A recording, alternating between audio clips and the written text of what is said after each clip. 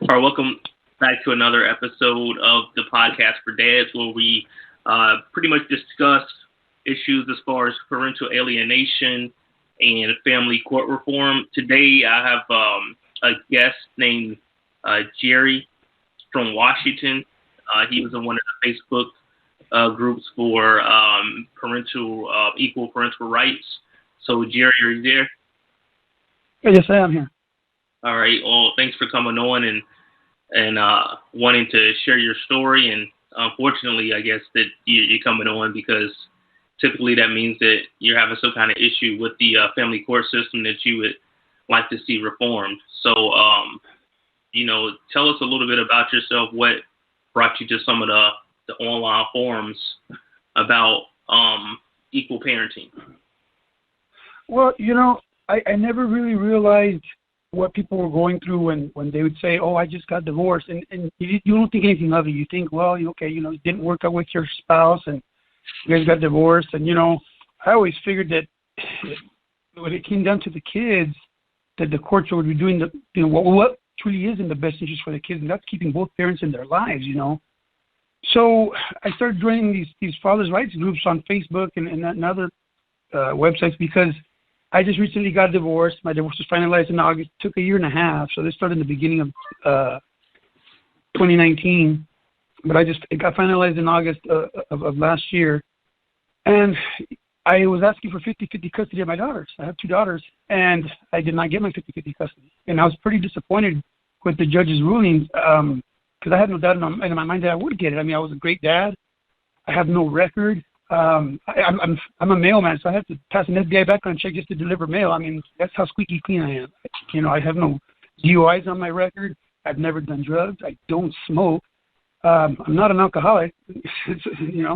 So how much squeaky clean more did I need to be so I could have gotten custody of my daughter? I just didn't. It blew my mind why I didn't get it. So they. The courts had hired a guardian ad litem for our case because the ex did a lot of lying, and so they're like, well, they're going to put a guardian ad litem to the case, and so they did. And this guardian ad litem, all she did was interview me for an hour, interview the ex for an hour, kind of heard both our sides, and when her report came out as to what her recommendation was, she recommended that the wives get full custody, and that I just get two weekends a month, and I was just like, what, and I read this report. And some of the things that I told her, she manipulated the words. She changed the words around to make it look like I was the one that was bad. If I told her, hey, my wife's always late at the exchanges when we exchange our daughters. I wish she would show up on time. She wrote in her report that I was the one that was late and that I'm the one that needed to show up on time. I told her that my wife, wouldn't dress my daughter properly. At the time, I had a 7-year-old daughter, and she was going to school. This is before COVID hit, so there was school going on.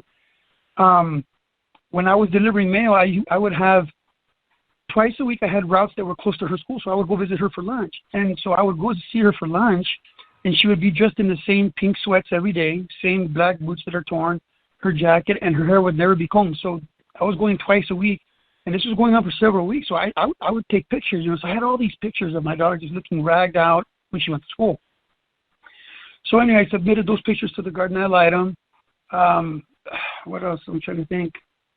There were so many things that I had as great evidence against the wife, So there was the pictures of my daughter looking like that. There was a text message from the wife at one point threatening me, Oh, if it wasn't for our daughters, I would have did something bad to you by now. But so there was that, and I thought that was a great piece of evidence to show what kind of character, on her part, that she wasn't just this nice, calm woman that she was trying to be to the court, but that she was evil and malicious and mean, and because she was trying to portray me as this bad guy, and then, I have a temper. And so anyway, I had that piece of evidence. But what was really important was when she kicked me out of the house that very same week, I had my mom go across the street from our house and videotape on her cell phone because my wife in the past had left my daughters, and at this point I have two daughters, so I had another 4-year-old also. My wife was known for leaving my daughters home alone in the morning so she could transport her older two daughters, my stepdaughters, so she could transport her older two daughters to school. So she would leave them there just sleeping. She'd be gone anywhere from 30 to 40 minutes every morning. And I found out about this one time because I came home from work early in the morning because I had forgotten my lunchbox. And I saw my 4-year-old daughter on the couch one day. And I was like, hey, where's Mom? And she was like, I don't know, Daddy. I got up and Mommy's not here. And I had to stay there until, the wife showed up. And she told me that she had just wanted to take the girls to school. Hey, you can't be doing this. This is wrong. You cannot leave our daughter home alone. What if the house catches fire? What if a burglar breaks in? This is very dangerous. Don't be doing this anymore. And I assumed that she wasn't doing it anymore. So anyway, when I got kicked out of the house in May of 2019, I told my mom, do the video footage, be out there. I guarantee she's going to be doing this. Chicago, she doesn't want to pay money to transport her older daughters to school, and so she's going to be doing it. Sure enough, she did. My mom had video footage of the wife getting into her Explorer with her older 2 daughters, and she would leave. And well, let me stop you right there. Let me stop you right there. So why didn't she just take your daughter? She just didn't want to do it. She didn't want to get her up. She didn't want to get her ready so she could take her with her older daughters to school. She didn't want to do it. And we have to understand that this is your side of the story, and of course there's her perspective and stuff like that. So I just want to put that out there before it seems like I'm just taking sides and don't understand that, this is just your perspective. Now, so you're saying she said that she just didn't want to pick her up. Get her ready. Correct. She didn't want to wake her up. She wanted to put her shoes on, put her jacket on, so she could take her on the ride to drop off her older sisters to school. She didn't want to do it. So I'm going to let you continue, but I'm going to let you continue, but I want to go ahead and say what you're going to say. So anyway, there was I even had that great video footage for the whole week of her leaving my daughters home alone. She would come back after the dropping off her older daughters. In the video footage, you can clearly see she's getting off her Explorer by herself. Then she walks into the house, and then my daughter Cynthia had to get dropped off at school around 8:15. So she'd go back into the house. After 10-15 minutes, you'd see her come out finally with my 2 daughters, load them up into her Explorer, and then take my daughter Cynthia to school. This replays itself all week in that video footage. It's evidence that, that my daughters were always there in that house. So get this. So that was another great piece of evidence, right? The pictures, the text message, the video footage. I tell myself, man, there's no way they can deny me my custody. I got this one. Well, you would think that I was new to this. I never got divorced. So you think that when you hire an attorney, that he's going to be working in your best interest, that he's going to be working his hardest, he's going to be listening to you, he's going to be submitting any piece of evidence that you give him that's going to help you at trial, during your divorce. And he didn't do it. He didn't submit the hateful text message, the threatening text message. He didn't submit it. He didn't submit none of those pictures of my daughter. He didn't even submit the video footage. He refused to play it. The day of trial, he kept telling me, "Oh, I'm not going to play the video footage, Gerry. It's just going to make your mom look bad, and I don't want that." And I was like, "My mom's not the one that's on trial here. We're fighting for custody of my daughters." I told him 2 times, "Play the footage. Please play the footage. It's really important. Play it." He refused. That's sad. I'm going to have to interrupt you now. I'm going to have to interrupt you now, man, because there's a couple things you touched on, and the thing is, there's a lot of stuff that, too many times we hear these similarities, right? We think it's only happening to us, but actually, this is happening to a lot of people when you actually talk to people, and this is one of the reasons they don't like people talking to each other. But we have to ask questions when we're not getting the results that we want, right? If it doesn't add up and make sense, we kind of actually have to ask questions, and we probably just have to ask better questions. The thing is, you said, that you think that you would think they would want to put keep the best interest, do the best thing was best for the kid, which is keeping both parents in the child's life. The fact that they don't do that, but they say that, we have to start asking the question with so many people and with so much money involved. This is $1 billion industry. You got to understand, you've been sold out, and your kids have been sold out. So we have to understand that. You would think that if that's really what they were claiming to do, that what's been the best interest of the child, of course, the child will have counseling. The parents would have counseling, and they would do what they need to do to make sure that the parents have a cordial relationship, because this affects the child, right? So the fact that they put all this stress on both parents, lets you just have to ask, and you have to ask the question, well, are they really just profiting off of us? Which it appears to be that. Now, I would say they are. I mean, they drag it on for my divorce dragged on for a year and a half, and it ran me $15,000. I mean, that money could have went to my kids. Right, right. You know, it's amazing. It's amazing what they more than everything. Yeah. More than anything, let me say it like this: more than anything, your kids need your time. Secondly, they need you to be in a financial position of abundance, so that way you can help them out and give them the resources they need if they need extra. They need to do extracurricular activities, if they need tutoring, things of that nature. It's going to be hard for you to do that if they're taking all your money and stressing you out.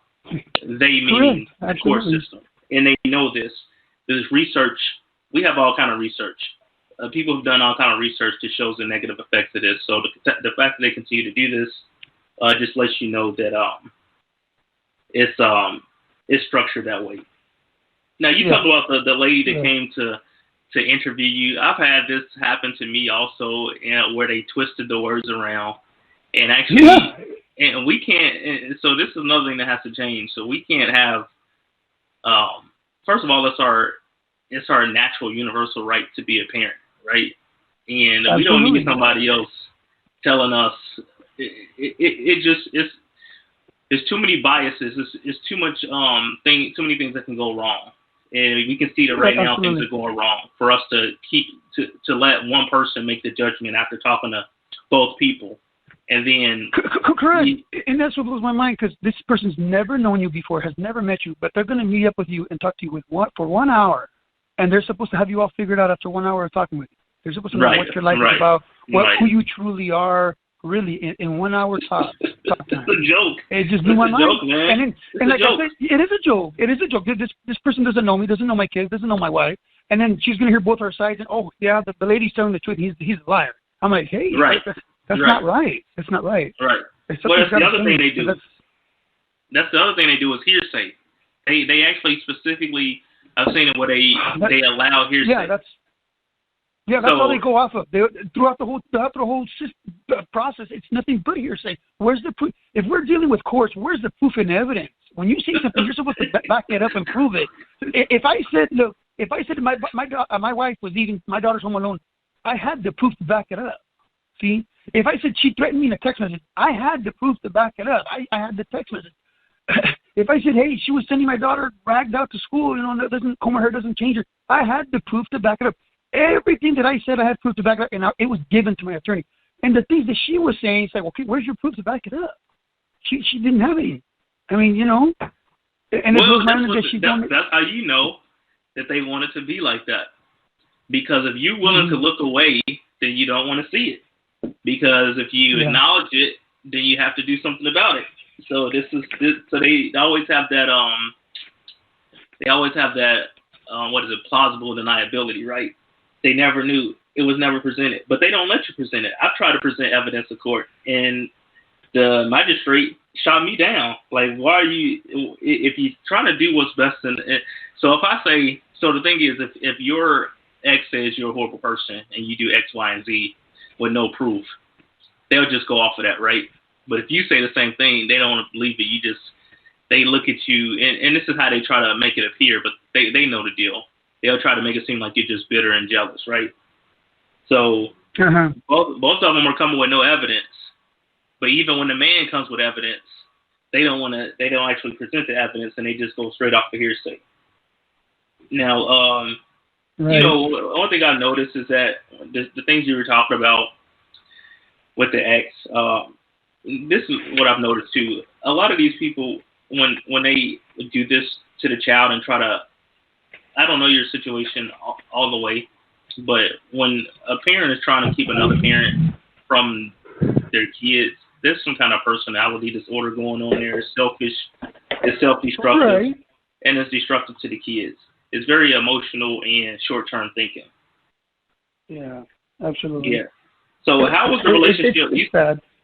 Yeah. Now you mentioned you had some stepchildren. How was your ex-wife's relationship with their father? Not good. They didn't have their dad because their dad lived in Mexico, and me and my wife lived here in Washington State. So their dad wasn't the type to call them on Christmas or call them for their birthdays and, hey, Merry Christmas, Happy Birthday. He didn't do that. He wouldn't do it. He was not in their lives. The ex-wife now tried to make it, a habit of sending my stepdaughters to Mexico every summer during their summer vacation from school, so they could go see their dad. But they would spend it the majority of the time of it with my ex's mom, because her mom lives up there. They would, if they saw him for a week, that would be about it. They spend it more with their grandma. They kind of, especially the older stepdaughter, she kind of hated her dad. You don't got to say anything bad about the other parent. As they grow up, they see these things that, hey, he doesn't call, he doesn't, come down and visit us. He doesn't, they see these things by themselves. You don't have to, I used to always told them, hey, I love you guys a lot. You guys are part of my life. I accepted you guys when I hooked up with your mom. I go, your dad's always going to be your dad, and you guys have a form of communicating with him. Your mom's got his phone number, and you guys want to talk to him, but they would choose not to do it. Yeah, it's a tough situation. It is. But it was a great relationship that I had with them. So they didn't have a good relationship with their dad, and I tried to pick up the slack, taking them to school, pick them up from school, take them to the movie theater with their friends. They would have sleepovers, and we'd have barbecues, and I'd be like, hey, I'll invite your friends over, and I'll have a barbecue for you guys. I'll make a bonfire for you guys out in the backyard. I hooked up with the wife. We were together almost 10 years, and those two daughters, they were small. Their daughters were like 6 and 7, and so at that age, they're really loving and they're really acceptable of whoever comes into their lives. At that age, and so it was great, and they loved the heck out of me. I did, like I said, I did everything for them. Always bought them gifts for their birthdays, for Christmas, for Valentine's. I would actually, I would pay them money for the good grades on their report cards. And that was kind of, just encouraging them to get good grades. It was something that my parents did to me, and so I did it to them. So and, what did we had a great relationship. What's your relationship now with the kids? Well, the thing is, at the end of our marriage, the last year and a half, when the argument started with the ex-wife, that's when it started to change. And this is the funny thing, because I could have a day off, right, and I would be at home, and the wife had a home daycare, so she'd be home too, and I'd be doing just yard work outside. But anyway, we'd be home all day, and not one argument would happen. And as soon as and this is what I started noticing, as soon as her daughters would get home from school, that's when she would choose to argue with me. And I told her, I go, hey, what are you doing? I go, I noticed that we were here all day today, and there was no argument. But as soon as your daughters get home, now you're wanting to argue. Do you want them to see this? Are you doing this on purpose? I go, look, the more and more that they see us arguing, they're going to start to resent me. They're going to start to hate me. Their feelings are going to start to change. And because they're always going to see me as the bad guy. I mean, any child's always going to take the side of their, are you doing this on purpose? I go, you're really, this is not good. I go, this needs to stop.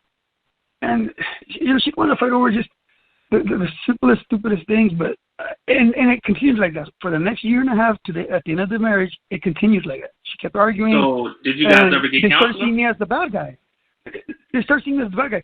Look, at one point, I remember getting home from work one day. I used to work 11, 12-hour days. So I got home from work one day. It was around 6:30. And this was during football season. I just sat down, grabbed my dinner plate, and I was in the room watching some football. And her second oldest daughter was there in the living room on the couch. And I was on the other couch, and I was watching TV. And then her mom came in, forgot what the argument she started arguing about. And I told her, could you please just let me watch TV? I've had a long day at work, and I'm not in the mood. And she hits the dinner plate off my hand, and it falls all over the floor. Your daughter and your wife? No, my ex. My ex. Okay. My ex. And I just remembered, and I remember at that instant, I remember looking at my stepdaughter. I remember turning to look at her, and I told her, did you see what your mom just did? I go, this is domestic violence. I told her. If I were to call the cops right now, your mom would be arrested. I go, I remember telling her, I just want you to realize it's your mom that does it, that starts it. And I used to behind my wife's back, I used to tell my stepdaughters, help me with your mom, please. When you start seeing her that she's arguing with me, please tell her to stop. Please tell her to stop. And So what did they say? They wouldn't help. They wouldn't. What's their mom? And they didn't want to tell her nothing, and they wouldn't help her. They wouldn't. I think it's fear. And there's this guy. I want you to write down this guy. His name is Brian Post. He has stuff on like YouTube and Facebook, and he kind of talks about different behaviors that we display and why. And a lot of it is fear. They don't want to. They're not gonna necessarily side against their mother because of a fear of the fear factor. But he would be able to explain it to you, explain it better. It's Brian Post, BRYAN Post. and he has like a company called the Post Institute. Because really, what is going on here is we have a lot of trauma that we have to make sure that we heal from. You know, it's unfortunate that this is going on. So, why do you think the argument started? She wasn't getting her way no more. So, okay, in the marriage, and well, look, when we first got married, it's kind of like all about what she wanted. So if she, I want to go see this movie this weekend, so we would go see her movie that she chose. I want to go eat over here this weekend. We would go to her restaurant that she chose. Every summers came, she wanted to go on a summer vacation to this certain place, and we would go. She was getting what she always wanted. See, all she got was yeses out of me. Okay, let's go. Boom, let's go.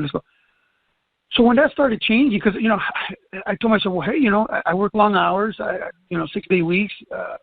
I think I should have a right to start saying, well, hey, why don't we go on a summer vacation where I want to go, once, let's go where I want to go eat, at a certain restaurant on a weekend. Let's go watch a movie that I want to. When I started, putting my 2 cents as to, hey, I need to make some decisions too, she didn't like it. No, she didn't. She was used to her just kind of having her way in the marriage, Now, did you ever get counseling? Excuse me? Did you ever get counseling, like family counseling or marital counseling? No, not at all. No, we didn't. Are you open to that, or do you think this could be reconciled? At the end of our marriage, I was. There's more to what happened at the end of the marriage, but I was totally up for it, and I had even told her at the end, I go, hey, let's keep let's save our marriage, let's keep the family united, let's go talk to the father at the church, let's go to classes, and let's do all this. I was trying my hardest to save the marriage, even after the fact that I found evidence that she had been cheating at the end. And I was willing to just even, and it takes a lot for any man to just look past that. Right. But I was willing to do it I was willing to do it for our marriage and for the family and for our kids. I didn't want to say that, but I was saying, did she start cheating? Because that usually sounds like correct. When you're in the manosphere, when you start listening to these red pill guys on YouTube and stuff like that, they start saying stuff like that. And go ahead. Us dads, us fathers out here in this country, anywhere, you need to pay attention to the signs, and you kind of shy from those signs. You kind of want to brush them off when you see that they're changing their mannerisms, how they're acting, things in their schedule that they didn't do, now they're doing. You don't really want to see it because you think, well, we've been together this long, 10 years, and she's always been my wife, and she's never given you reason that she would cheat, So when things start to change, I recommend that, fathers out there, really pay attention, man. If she's doing something out of the norm, you need to pay attention because something's going on. Yeah, so she never used to, in our 10 years of marriage, she never used to need to go out once a week and just go hang out with the girls. She never used to do that, and all of a sudden she started doing it at the end of our marriage. And I come home from work, and I'd be like, hey, she started getting all pretty in the bathroom. I go, where are you going? What are you getting, all dressed up for? Well, I'm going to go have some coffee with some of the moms from my daycare. And I told myself, well, okay, sounds good. She'd leave at 7. She came back. This is the first week. She left at 7, came back at 9. Totally believable. 2 hours drinking coffee with a group of ladies at a restaurant. I believe it. Okay. So this became a weekly thing. So but as the time came by, next week she'd come back at 10. And the following week she'd come back at 11. The next week she'd come back at 12. I drew the line when she came back at 1 in the morning one night. I heard her come into our room, and I was asleep with my daughters. And I remember opening my eye and looking at the clock, and it was already 1 in the morning. I'm like, wow. And I went back to sleep. So So besides that, let's say she'd be texting right in the kitchen. I was in the living room. Then I'd start walking towards the kitchen. She'd suddenly put her phone down really quick and start walking away. That's something she never did before. Yeah. She could just be texting away, and she wouldn't stop texting if I would walk into the room where she was at. Now she was doing it. So that was another red flag, but I chose not to see that, Right. When we would lay down to go to, look, like I said, there's a lot. I mean, when we would lay down to go to sleep, and at this point, she didn't want to sleep with me in the bed. So when they don't want to sleep with you in the same bed, that's another red flag too. If I got into the bed, she would go break out the inflatable mattress and sleep on the inflatable mattress, or vice versa. I would sleep on the mattress with my girls, and she would sleep on the bed with one of the others. Man? What was the communication like? What was the communication like in your relationship? They start getting really cold when they're talking to somebody else behind your back. They start to get really cold with you. They hardly ever want to talk with you. She was to the point where she wasn't even making dinner for me no more when I come home. Home, there was no dinner made. That was just really huge things for me that I knew something was going on. Unfortunate. Anyway, all that went down, and at that point when they already have it in their mind that they've already got Mr. Wonderful out there, you're already out of the picture in their mind. These are emotions. See, they think emotionally, and they don't really have any accountability. They have this system has set up a false sense of you can just do whatever the hell you want to do, when you have to consider the fact that you got a guy here that was willing to take in your kids. I mean, in your story, this is the only person that's happened to somebody that actually is willing to take somebody else's kids in as their own. And then still get cheated on, and then it's like, I'm the victim. How does that work? But they let that happen because they incentivize them. Because what happens is it just creates more broken people, and they just make money off of it. Right. What happened to where you started? You felt like, you said you weren't in any custody, and she's leaving your kids at home, which is a personality. She's trying to get back at you, really, and trying to turn the kids. It's crazy. So when I had my suspicions about her cheating, I finally did have evidence at one point. I came home from work one day. She was getting all pretty again, and she always had the habit of letting my younger daughter use her cell phone. So this is something I'd never did. I'd never in our 10 years of marriage would grab her phone, go through her text messages. I never did it because the trust was always there. So when these things started going on, so when I walked in the door that evening, my younger daughter had her mom's cell phone on the couch. My younger daughter suddenly got up and she just ran into another room. She left her mom's phone there. And I saw that the ex was getting ready in the bathroom. I grabbed her cell phone from the couch and I walked into the kitchen and I started going through her text messages. And in those text messages, one of her friends had asked her, "Hey, so how's it going with your new print?" And that's all the evidence I needed. I'm like, wow. And I confronted her about it. I went straight into the bathroom. Right at this point, your emotions start to boil. And you're like, man. So I went into the bathroom and I showed her and I put her cell phone to her face. I go, "What the hell is this all about? How about this? About your new prints? What's going on here? Now I know where you're going every week." And she was like, "Give me my phone, and this argument started escalating at that point. And then her older daughters came in from outside, and it was just a big old thing right there, and give my mom back her cell phone. Why'd you take her phone away? I didn't take her phone away. It was on the couch. It was on the couch. I go, you guys need to ask your mom where she's going week after week, because she's not drinking coffee with her friends. I go, and no, you leave my mom alone. You're a monster, blah blah blah. And I stopped completely what I was doing right there. Gave her her phone, and I remember looking at the ex, her two daughters. I go, this is what I'm tired of. That it's always a 3-on-1. You guys always have her side, even though she starts the arguments, even though she does all the wrong. But in your guys' eyes, I'm the bad guy. I go, I'm tired of it. Well, do you expect them to take your side? I mean, considering that that's their mother and their father isn't really there. Correct. You know what I'm saying? You think all those years that you did all those things for them, the trips, the going to schools and buying them gifts and helping them with their homes, you think all that would matter when you and their mom are having an argument, that they would choose your side to some point. They did nothing. They did nothing. Yeah. So at this point, they're already teenagers. The oldest one, I believe, was 15, and the younger one was 13. And so, they're teenagers, and, they're fighting with mom, and I'm the bad guy. And so, So anyway, I told them that evening, I go, I'm done. So that Monday, I remember going and talking to an attorney. I go, I already have my proof that she's cheating.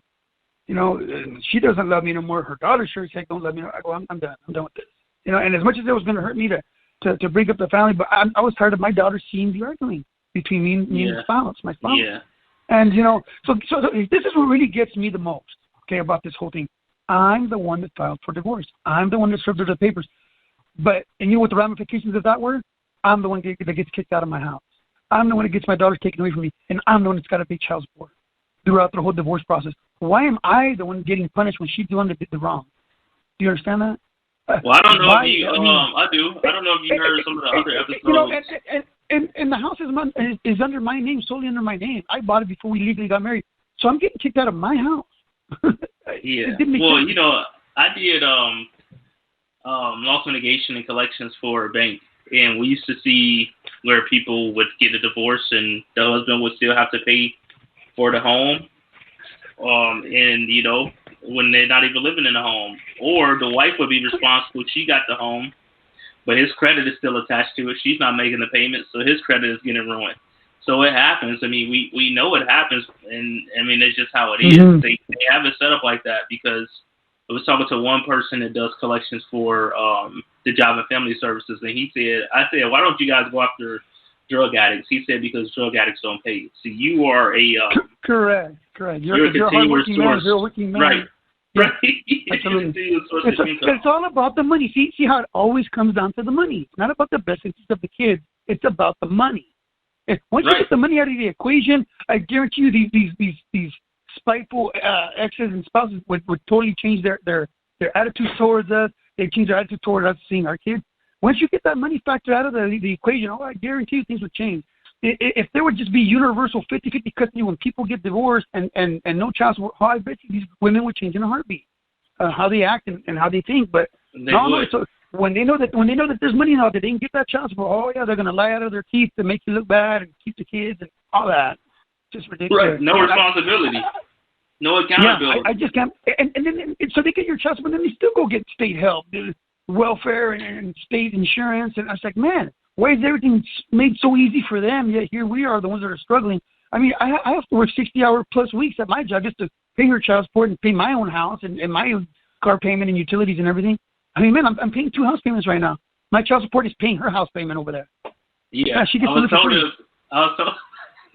told it was a $4 billion industry. Now, one thing with me, I know I have to pay child support and I have to pay for the extracurricular stuff, and she doesn't actually contribute to those really, So it's like, well, where's the money going? Are you hiding the money away? Are you blowing the money? That's the thing. If they see that both people need to support the kids, if I'm paying my half to support those kids, where's your half? Yeah. Well, I mean, we know it doesn't make sense because it's in the best interest of the kid to be with the most financially stable parent, primarily anyway, right? Unless but that's my point. That's my point. If one parent can't support the kids when they're with that other parent, then by all means give them to the other parent who can support them. Right. Yeah. So the fact that they don't do that lets you know it's a joke. You've been sold out. You've been sold out, man. Yeah. The politicians know about it. For my own attorney not to have submitted all that evidence, I'm like, man, and somebody once told me, hey, don't you know that these people are all in on it? They're all one big family. The judges, the garden ad litem's, and the lawyers. These people are all getting together and having lunch, at times. They've been working together for years, so they all know each other by name. And it's true. Right. I remember when I was in court, and the garden ad litem walked into the courtroom that day. She said hi to my ex's attorney, and like if they knew each other, they were good friends. They said, "Oh, how have you been, Bob?" And blah blah blah. Yeah, how's everything going? And I was like, man, these people know each other, and they're gonna just team up against my lawyer, and they did. Right. This is what gets me. Put their kids through college, man. You help. Give them a retirement fund. But go ahead. So check this out. So when we went to our very first court. And I was lucky to have had a great, humble judge that very first court when this divorce started. He saw through all her lies, and he granted me 50-50 custody of my daughters. And I thought that was going to stick till the end of the divorce. I'm like, all right. And we had a great summer that year, 2019 summer. My daughters loved it. They thought it was going to be the new normal, because this had really affected it. But man, they loved it. They loved it. Hey, 1 week with mommy, 1 week with daddy. They would say, okay, we're going to go back to mommy's next week. Oh, we're going to come back to daddy's next week. They loved it. It was so great for them. It was the best thing for them. And so that went throughout the whole summer. And then, of course, the garden ad litem got appointed, right? And so we had our interviews with the garden ad litem. And then it got stripped away. It got taken away, the 50-50, because when it was, my attorney had said in court, man, hey, why change it? This is working great for the kids. I go, man, they're loving it. And no, I had a court commissioner, not a judge, a court commissioner who presided over that hearing that day. She took it away from me. She took my 50-50. It's like I remember the words out of her mouth because my wife tried to make it look like I was all about the money, and I don't know what that meant. What do you mean I'm all about the money? Because I'm financially responsible? Because I pay my bills up there? She's always been financially irresponsible. She's always in credit card debt, can't pay her payments on time. She always gets overdrafts in the mail every month. So I go, what's this that I'm all about the money? I go, yeah. What's wrong with being a financially responsible adult? I think that makes me a great parent that I'm financially responsible because now I can always manage and support my daughters. So anyway, her exact words out of that court commissioner was, "I do believe he's all about the money and blah blah blah." And I could already see where this was going. I go, wow, I'm going to lose my custody, and I did. One judge gave me, a court commissioner stripped it away from me. Yeah. And why? Because of the garden items recommendation. She recommended it. Now here's another thing. So remember, she interviewed both of us for an hour, and she totally believed everything that the ex-wife had to say. So in her recommendations, and I mean, if you're just hired to recommend what's best for the children, why are you handing out punishments? And when I want to say this is, she was recommending that I go to anger management classes. Now in the court papers, and I got it here in front of me. It says here, garden items duties. It says go to all the court hearings, blah blah blah blah blah. Helping the parties agree on a parenting plan, and I had that highlighted. So she didn't help us agree on a parenting plan. No, she made her own parenting plan. Yet here it clearly says she is to help us agree on a parenting plan. There was no agreeing. She wrote her own parenting plan. And hold on for a second. So then what needs to happen is there needs to be some kind of system in place to track any complaints that people have of these people, because too many people are complaining about them. And if they're just supposed to make the recommendation, and because the other thing is when you talk about attorneys, right? I've had the same experience where it seemed like the attorney was working against me, and he claimed that he didn't know my ex's lawyer, but then I saw him talking. Like something. Yeah, right. They knew each other. They looked pretty familiar. Yeah, exactly. But I saw them talking, and I'm like, "What the hell is going on here?" Like, and then, man, it was pretty messed up because he didn't even want to show up to one of my court dates. You start feeling like that. It's like, man. I wonder, when you say that, I wonder if, like, maybe the lawyer suggested, these lawyers might suggest that they do things like that. Hey, do this, do that. Yeah. And then, because they know they're going to get custody. Yeah. I wonder if they even knew which garden ad litem to appoint. I mean, come on. They had to have known that she's totally biased and that she'd favor the mom. And I'm sure it was all just a big game to them. It was all planned. It was stripped away from me, the 50-50, and my daughters were so disappointed. I was disappointed, and we had to live with what had happened. Look, it all comes down. Believe me, I would have sued the hell out of Yakima County where I live. I would have sued the hell out of them if I would have the money. But like I said, I'm still trying to pay off the $15,000 that the divorce ran me. Otherwise, I would sue the garden ad litem, and I would even sue the judge for what he did. I mean, come on. But that's why they want you stressed out and want your finances tied up. They don't want anybody with funds to be able to challenge them, because they know if you got the funds, then you will be able to challenge them, and this will be over. Yeah, but see, correct.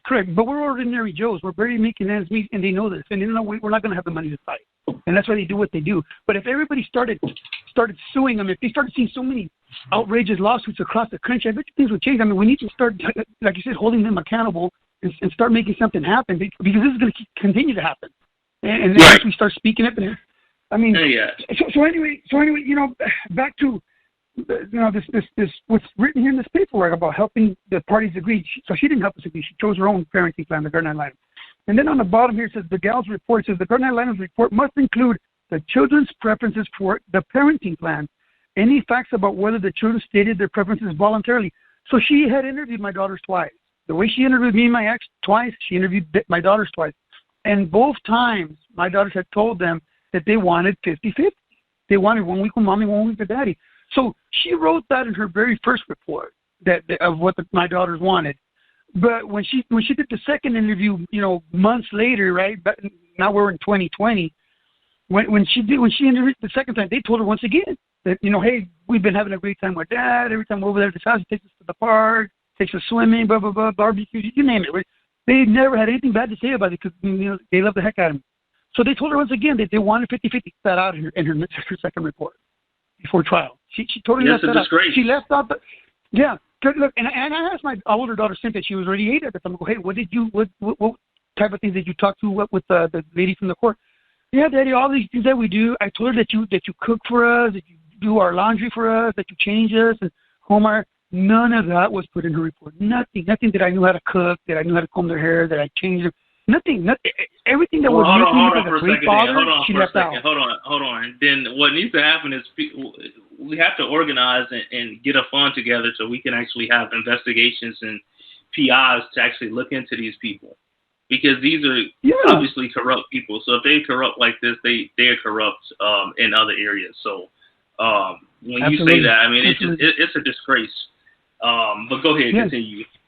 Look, what I highly recommend, whoever has their meeting with the Garnett Limes, however many times it is, twice, once, start audio recording it. Because, man, like I said, she twisted so much of my words around and she put it on paper. She even said that I had said several statements, and I didn't say those statements. Yes, she claims that I did. I mean, so now she's putting false statements on my behalf in her report. So I wish I would have audio recorded the first interview. I did audio record the second interview, though. She doesn't even know it. I still got it. Tell myself. Well, let me ask you this then. What was the vibe you got from this lady?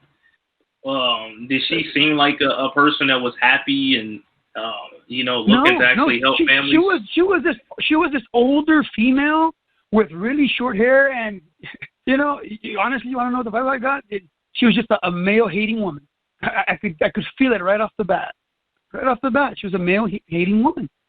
Yeah, but probably undesired, and not really getting a lot of attention from the guys. I mean, that's what I got from the lady that came to my house.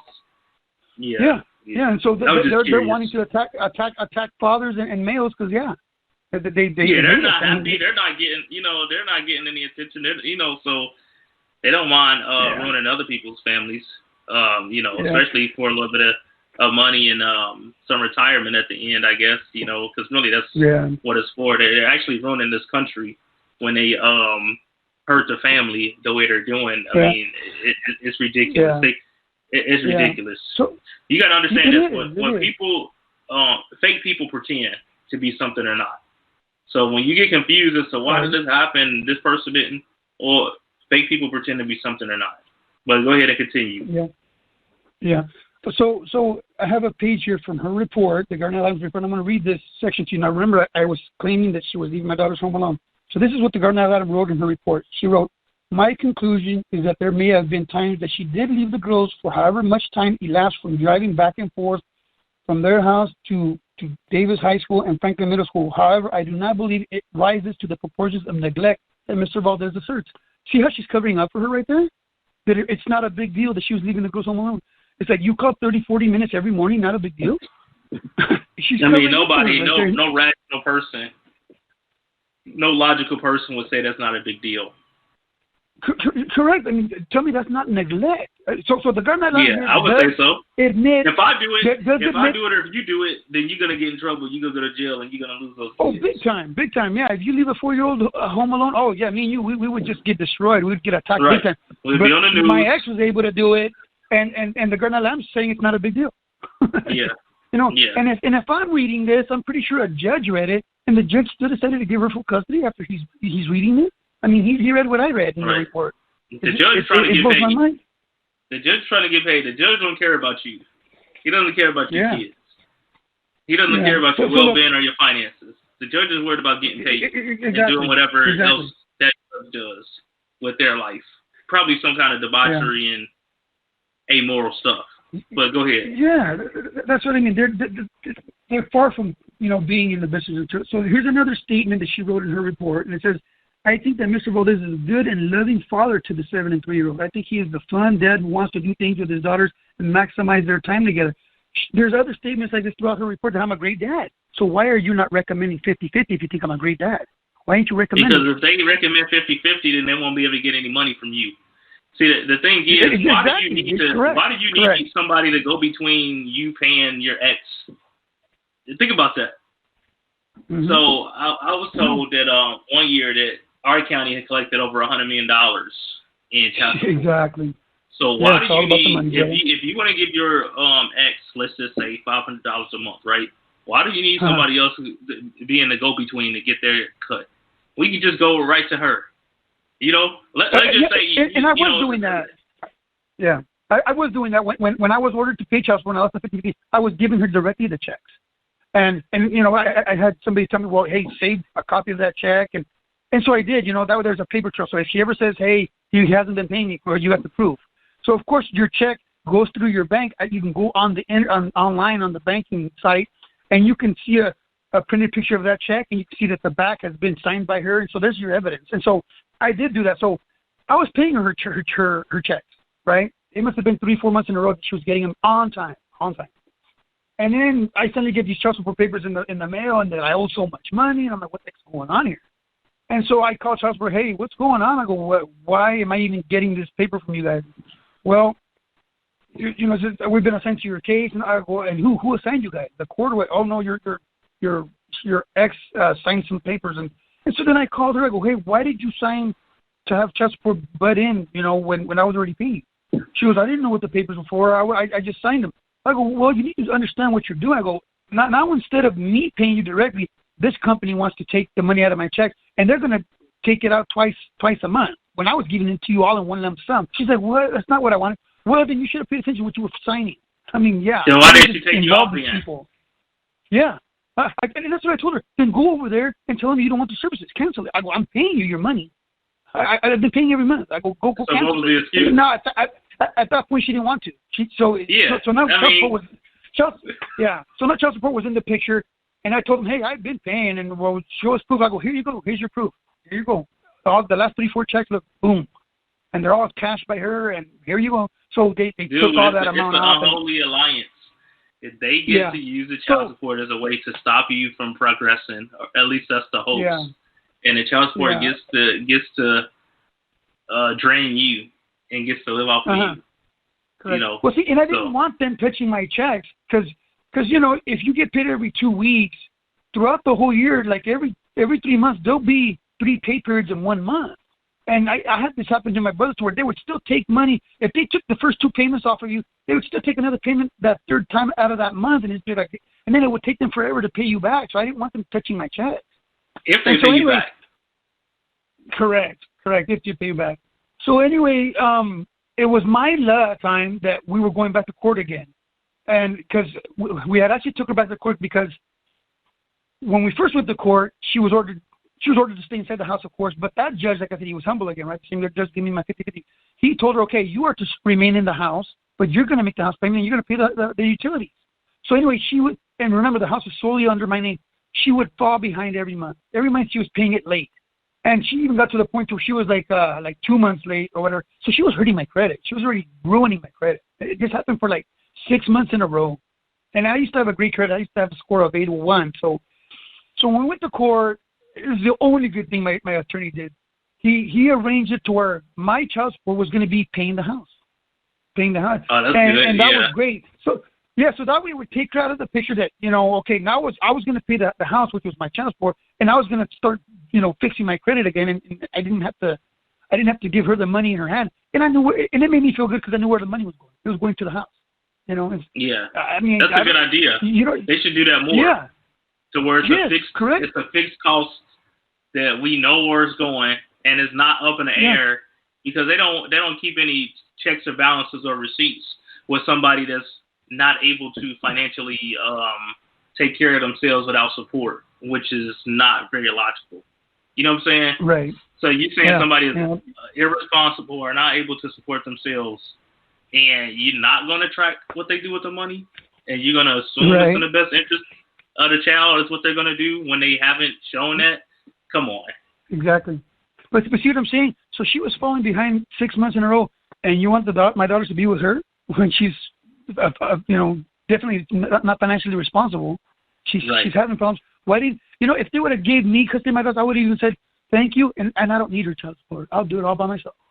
I mean, like I said, I'm emotionally disturbed. So anyway, he arranged that, and I thought that was great. So then I went back with the paperwork to child support, and I got them out of the picture, and it was great. I go, here you go, boom. So they were out of the picture, and so then when and I went on throughout the whole divorce until the end.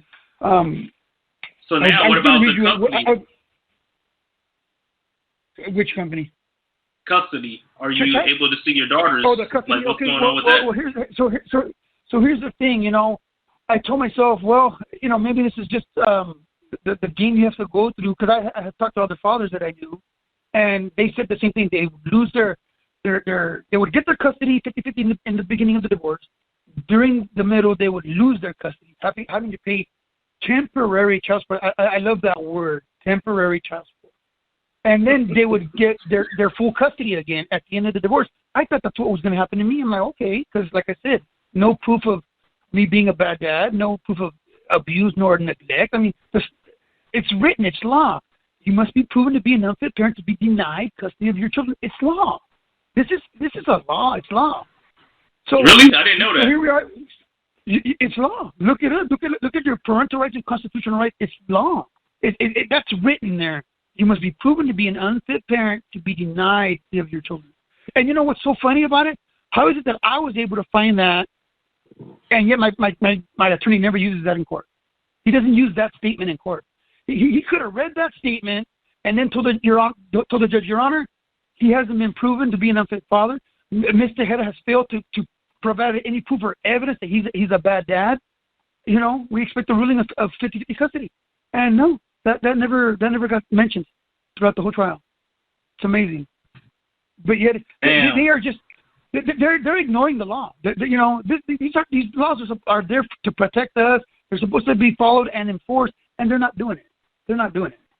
It's just amazing. That's why, believe me, like I said, if I had the money, I would sue the heck out of these guys if I had the money. Yeah. Well, I was. So let me ask you this then, because that's still an option, and I think a lot of things are going to happen here. But do you feel like your politicians are doing what you want them to do in regards to this issue? I don't think so. I mean, you don't hear anything in the mail. You don't read anything in the papers of what they're trying to do for this situation. Are they even doing anything for this? What's going on with us? Different places. I did see something in Georgia where they presented this, but the politicians they just ignore it. But have you actually reached out to any of your representatives and said, "Hey, we need to get this changed ASAP"? Well, I joined the child support hustle on Facebook, their website, and they even send you the link. Hey, message the president. I did that 2 or 3 times, and all you get is an email back that looks like it's electronically generated. And of course, they put your name on the very top. Oh, Mr. Valdez, thanks for getting to us, and we'll get back to you. But and nothing. It goes nowhere. So, but I haven't tried any other politicians, but yeah, maybe try some of your state representatives, and so some of them know and they just choose to ignore. I've reached out to one of my state senators by the name of Cecil Thomas. I let him know that we need to get some changes around here. So one of his representatives reached out and said, Cecil Thomas is a Democrat. One of his representatives reached out and claimed that it was the Republicans holding up everything, and the Republicans are the bad people that won't get anything done. So I sent them a response to say, hey, come on the show and let us know who's actually specifically holding this thing up. No response. Right. Send another response. Yeah. No response. Send another. No response. So obviously he ain't trying to hear. Yeah, they give you the runaround. Yeah. Right. Yeah, they give you the runaround. They're hoping you'll forget or that you'll just stop what you're doing, and that's what they're hoping for. Yeah. And it'll just go away. But Right. So. But they smile. So yeah, lie to the public. So one more statement out of the Gardner Adams' own report, which remember the judge read this too. So this statement, and I thought was so powerful. It says here, Mr. Tejeda did say that Mr. Valdez had always been a good father to his girls. What more do you need to hear? Now this is coming out of my ex's own mouth, telling the Gardner Adams, I've always been a good dad to my girls. What That should have been a signed, a signed deal right there. Boom. That, hey, this is a good man. He's a great dad, and yeah, should just give him 50, you're not dealing with good people. You're not dealing with fair people. You're not dealing with people of moral value. So if they were to give you 50-50 custody, they wouldn't be able to get money from you and your kids. They wouldn't be able to feed off of your kids, man. Yeah. So this is affecting your kids. I hope you get your kids help. It is. I'm getting to the point where now we're at the end of the we're at trial, and then trial, they made trial last 2.5 days. 2.5 days. I mean, geez, man, you're paying your attorney $250 an hour, and they made it last. I mean, that trial ran me like $3,000, brother. I mean, oh my God, yeah. Like once again, that money could have went to my daughters. But these guys, they're eating it up for themselves. They're eating it up for themselves. Yeah, it's just ridiculous. It's.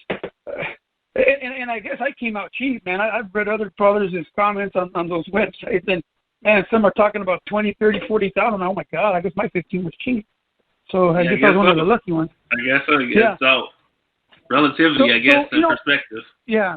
We were at trial, and she started just lying out of her teeth, man. That I was always hot-tempered, and at the exchanges with the girls, he shows up and he's yelling at me and he's cussing at me, And it just blew my mind.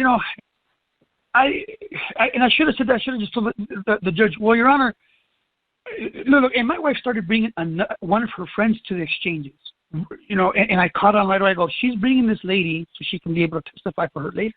I caught it. I go, why would she start bringing this girl? Everything's been peaceful with me and her throughout the exchanges. This woman, she's going to use this woman to testify and lie against me in court. So I started bringing my brother. That way I had a testifier also. So get this. Now, I had several testifiers. I had family members because, my wife did not have any family members here at all in Washington State. They're all in Chicago and Mexico. So she was here by herself, and she ended up here with her ex-husband. And so anyway, we met, back to the future. So anyway, I had family members, wanting to testify of things that faced out throughout our marriage when she used to yell at me, when she used to do this and this, and about the girls, and my daughters had headlights, and she wouldn't do anything. So my sister-in-law testified, my two brothers testified, but to give yes and no answers. I'm like, what? He was telling them literally to give yes and no answers. He would ask a question, they were to say either yes or no. He didn't want them to talk and tell their stories. I mean, the only one that did try to tell her story was my sister-in-law, and they were pretty much shutting her up. I mean, it blew my mind. But yet when my ex talked, she told her story. Yeah. When my ex talked, she told her story. Hold on for a second. Hold on. We have to get a fund together to be able to sue these people. Yes. And it's about who is good enough to organize and move the people. It's about what you're good at and what you're willing to do. That's legally, politically. But go ahead and continue to what you're going to say. Yeah. So anyway, my ex was able to tell her story. Her testifier was able to tell her story, but mine were just giving yes and no answers. It was crazy. So anyway, when it came to me talking and answering their questions, oh yeah, I was able to talk, and I said how she had, cheated. I had said the things that she had did, and at the end of the whole thing, like I said, and you're counting on your attorney to just use the law.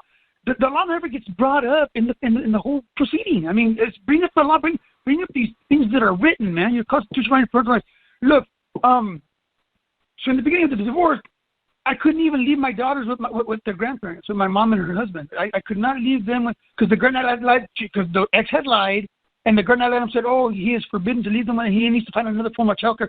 Why am I going to go find another form of childcare when I got family that can take care of my daughters? Family that has always been taking care of them since the day they were born. My daughters love their grandparents. Yet I during one of the courts, I was finding contempt because I was defying her orders, and I would still take them to their grandparents. It was stupid to leave them somewhere else. So I'm supposed to go leave them with strangers and pay those strangers when they can be with their grandparents who they love and they're comfortable with. That was so retarded. So anyway, so I found contempt. Yet, one of your parental rights, and it's written, it says, no, constitutional rights. It says a parent has the right to raise their children as they see fit. So you know what that means? I can leave them with whoever I want. So the guardian ad litem was violating my constitutional right. My parental right. I need to try to get a constitutional attorney on here. Since you mentioned that, I need to. Once they violate your constitutional rights, hey man, you got something big there, and they were. You don't tell me who I can and cannot leave them with. The Constitution says I can raise them how I see fit. Yeah, so I do. We don't know all the legal mumbo jumbo, but a good attorney, who's truly fighting for the people, they would know, and we can use that.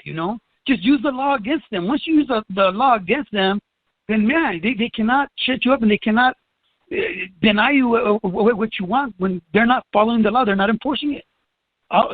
We just want them to enforce the law. Right.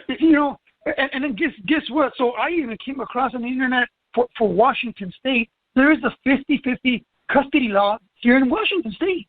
It says, in the absence of neglect, both parents will be treated equal, and will share custody of their children. It's a Washington State law, yet this is getting ignored here in the courts of Washington. It's getting ignored. So what's going on with your case now, then? It's already done. Like I said, it got finalized in August, and you know what I ended up getting? I got the judge gave me 2 extended weekends. He gave me from Thursday evening till Monday evening. Even though you telling me all this about 50-50 and being treated equally? Yeah. You know what blows my mind the most? Because I figured, wow, it's a male judge that's presiding over the case. He's going to see it through a father's eyes that I want my daughters in my life. I want to be in their life. I love them. And no, he didn't even see it like that, the bastard. He just, didn't give me my 50-50. Well, I think the thing you got to realize is that, like I said, a lot of people are pretending to be something they're not, and you got to understand the difference between racist and elitist. And, a lot of these people want to feel like they're better than somebody else, and they want to put themselves in a position to where they can have benefits and privileges that other people don't have, and they're willing to sell out other people no matter what they look like, even if they have the same skin color as them. This is, it's actually an abomination for the things that they're doing. Correct. So yeah, that's how the divorce ended, with just 2 extended weekends a month, and of course I get 50-50 custody during the summers. We exchange holidays, Thanksgiving. I guess she gets the even years and I get the odd years. So now that we're back in an odd year, I'll have Thanksgiving. Christmas works out great because she always prefers to celebrate on the 24th. I celebrate on the 25th, so that's great. Their birthdays, if I have them for my weekend and their birthday on my weekend, then I keep it. But so, like I said, it wasn't as bad as other fathers whose stories I've read. They say, man, they get 2-3 hour visits with their kids a week. I go, God, how can they expect you to be a parent in just 2-3 hour visits? That's ridiculous. Yeah. You're not even a parent no more. They're not letting you be a parent. You're just a visitor. You're just a visitor. That's it. Look, you can go on Fiverr. You can go on Fiverr and have somebody research the negative effects on not having a parent in your life, or child support, or all these other things for around $30. And they've and I've seen the reports. It's all kind of information out there. They know the information is out there. They would be negligent not to know the information. Yeah. So either way, I read that too. Yeah, there's statistics, right? So many percentage of these kids without their fathers in their lives are suicidal. So many of them drop out of school. So many of them end up doing drugs. Yeah, those statistical percentage numbers are out there, and yet they're ignoring that too. They're ignoring those numbers. They're ignoring it because they get paid to ignore it. God. Yeah. And that's what we have to realize. Man. We can't let these people off the hook. We can't. We're not alone out here, so we just have to continue. It's about.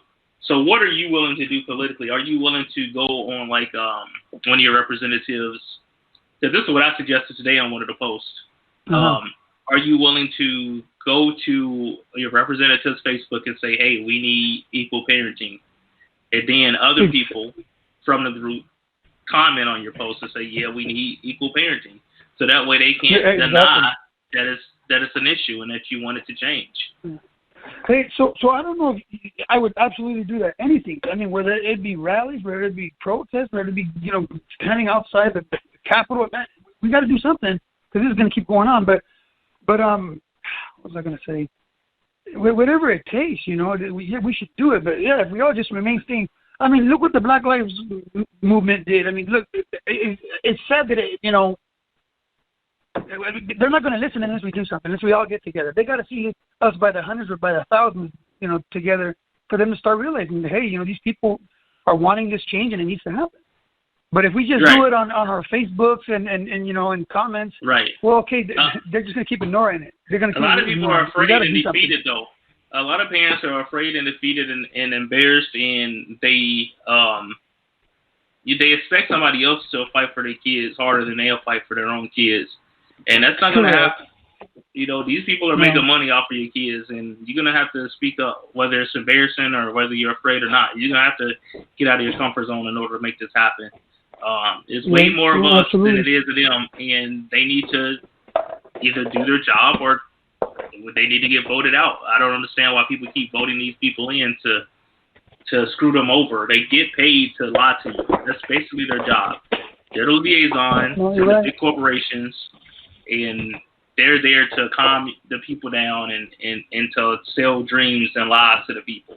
And we have to hold them accountable. And this is as simple as calling them out on Facebook or on Twitter and have other people, comment and say, yeah, I agree, we need to do something about that.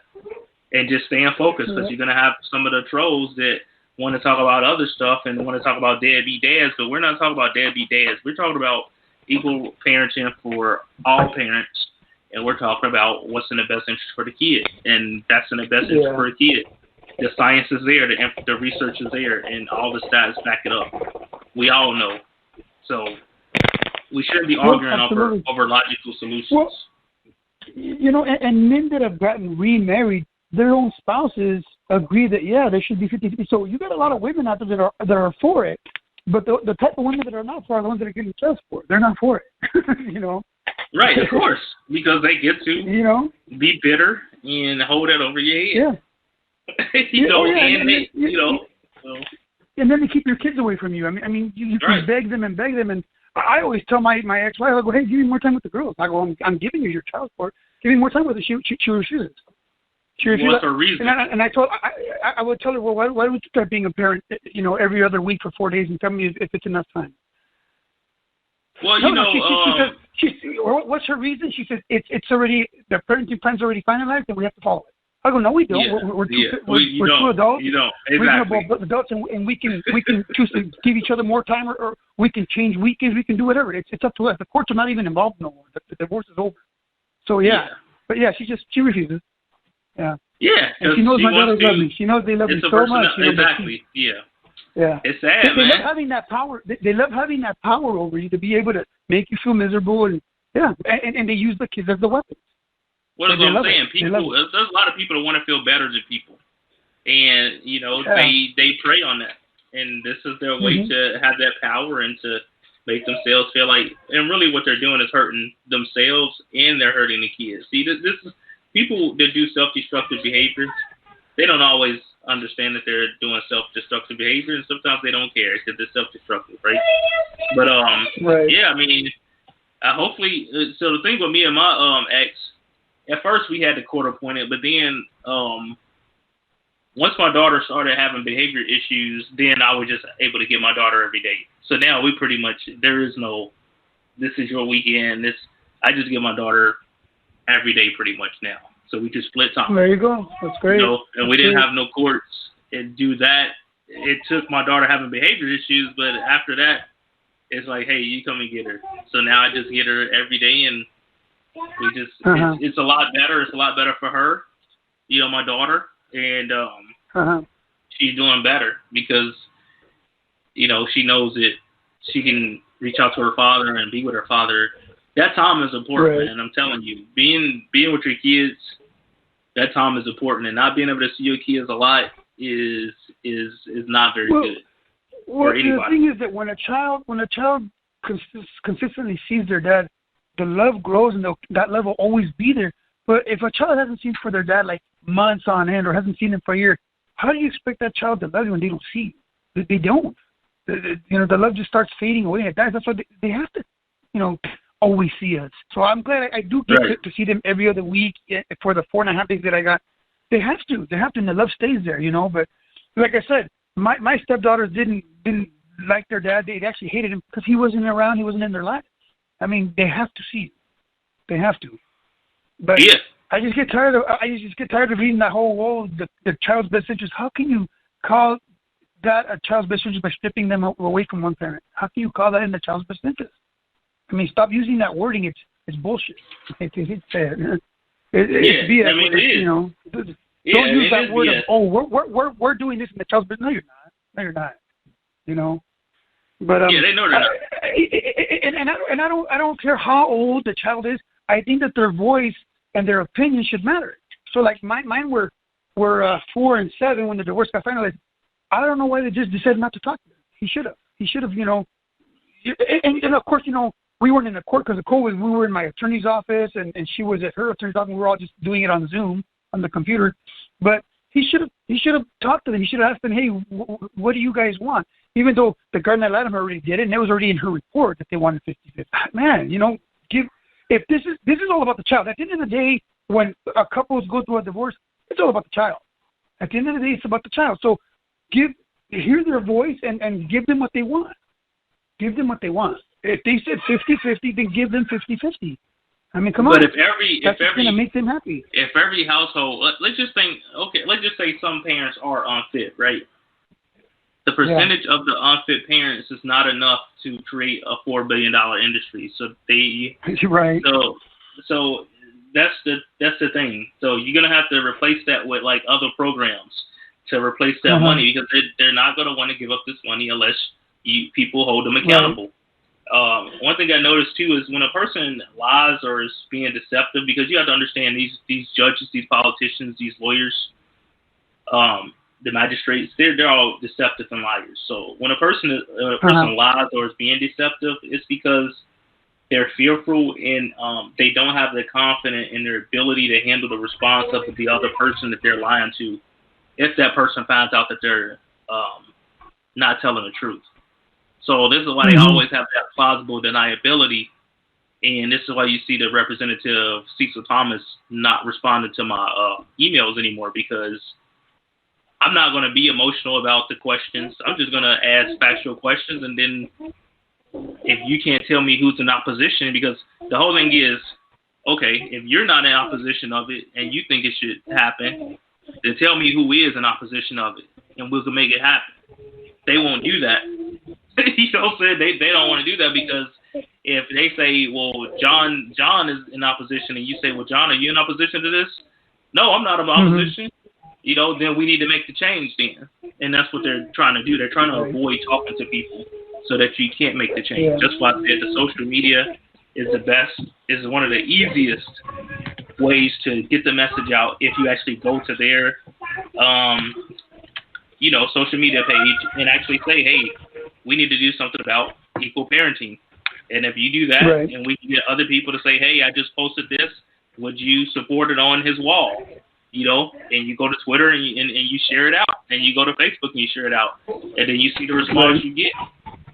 That's just one thing, but and that's one of the easiest things we can do. Absolutely, yeah. You know, I did read it was sometime last year, you know, but there is 3 states in the United States that have already did mandatory 50-50 custody. I just can't remember what 3 states there are, but it is. I know Kentucky was one of them. Because I was hoping that would just keep continuing, you know. I mean, maybe it will. I don't know, but it's taking a long time. Yeah, and they're doing it on purpose. Yeah, they're doing it on purpose. But yeah, I mean, eventually this is going to change, because too many people with the internet and the world is small now. So people see what's going on. People are talking with these groups. The one group that we're in is like 40,000 members. You know. Plus, so you know, they know. I'll send you a link to this live stream from Georgia that a person I interviewed the last time sent me, and basically what they're doing in Georgia right now, I think is going to, they're keeping this quiet, because you know they just did this. And I mean the mainstream media and a lot of politicians, because they don't want other states to follow suit. But I sent you the link to this hearing, and there's eventually, like I said, enough people are going to continue to share this stuff. Right now, I think there's a lot of shame when it comes to especially the fathers, because they just paint you as being a deadbeat and all this other stuff, and people are embarrassed and afraid that maybe they'll lose money or something to happen to them. But the fact of the matter is, you have to be able to stand up for something, and enough people are doing that. We have enough people. It's just more people just need to connect and be willing to call out this BS, because a lot of the stuff you said today, it's actually it's happening, and it's happening to a lot of colleges and a lot of court proceedings. But like I said, I mean, we're in a court of law, and we're expecting to get treated equally, and we're expecting the law to be upheld, and it's not. It's not. Yeah, it's not. Like I said, they don't even mention any of the laws when you're in a divorce court. It's like, why did my attorney not do it? He should know more about the law than me. So why didn't he bring up those constitutional rights and the parental rights? Why didn't he bring that up? It's up to the citizens to enforce the law. It's up to, they don't teach us this stuff in school. That's why, school is BS. They don't teach us. It's up to the citizens to really make sure that our rights are protected. We need to educate ourselves. Right, you have to educate yourself. We need to educate ourselves on our rights and on the laws. Otherwise, they're always just going to screw us over. Yeah. Right. People will try to take advantage of you. And that's what they've been doing. Absolutely. To the tune of $4 billion a year. So, I'll let you get the last word here, man. You want to say something or say some solutions that you think you would like to see, or I'll let you get the last word. Well, like I said, I do believe we all need to come together and make something happen, make a change happen. Because if we don't, they're just going to keep toying with us, and they're going to keep screwing us over, and they're just going to keep hurting our kids. I mean, there's one politician told me, be specific. So specifically, how would you like to see people come together? Okay, like you said, I think we need to do a whole GoFundMe thing and go get whoever knows, the law upside down, and get them to fight for us. I would be more than happy to. Hey, you need $100 a month from me, I'll give it to you. But man, go do this for us, and 50-50 mandatory throughout the whole United States. That needs to happen, not just every state. One state at a time. Every state.